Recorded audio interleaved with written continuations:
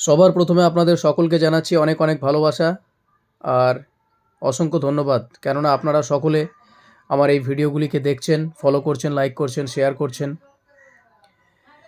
তো যাই হোক, আজকের বিষয়টি হচ্ছে আমাদের এই পেয়ারা গাছে হঠাৎ করে নজর গেল আর দেখলাম যে পেয়ারাগুলো খুব সুন্দর লাগছে।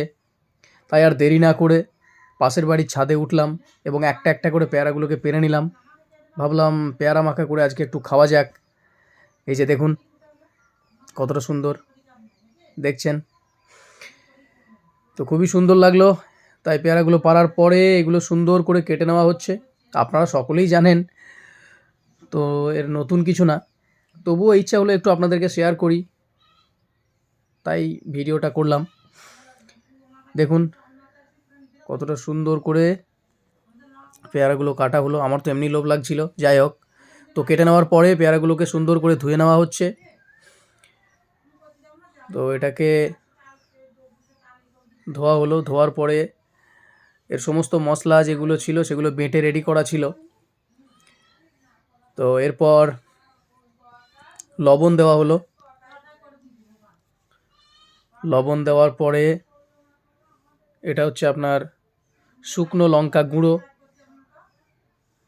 যেটা পরিমাণ মতো দেওয়া হচ্ছে। তো শুকনো লঙ্কা গুঁড়ো দেওয়া হলো।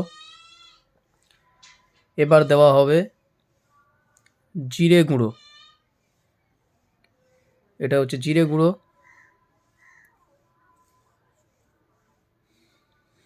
এরপর আপনার বেটে রাখা সমস্ত মশলা সেটা দেওয়া হলো। এটা হচ্ছে বিট লবণ। বিট লবণের পরে এবার আসবে আসল জিনিস, যেটা হচ্ছে আচার। আসল স্বাদ এই আচারেই আসবে। তো আচারটাও সম পরিমাণে যতটা ঠিক প্রয়োজন মতো ততটা দেওয়া হলো। এবার শুরু হবে ঢিঙ্কা চিকা, ঢাকনা বন্ধ করে।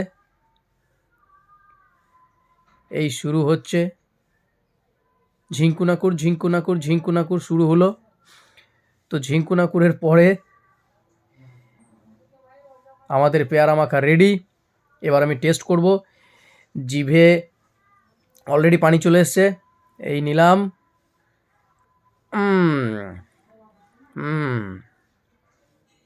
দারুণ দারুণ দারুণ দারুণ, ফাটাফাটি টেস্ট,